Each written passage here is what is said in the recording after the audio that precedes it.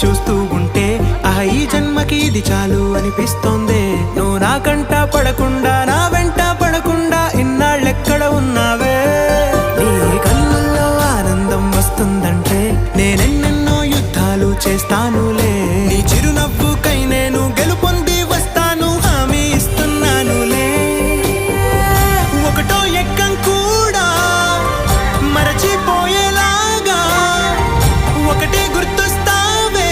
నేను చూడకుండా ఉండగలనా? నా చిలిపి ఎల్లర్లు నా చిన్ని సరదాలు నీలోను చూశానులే.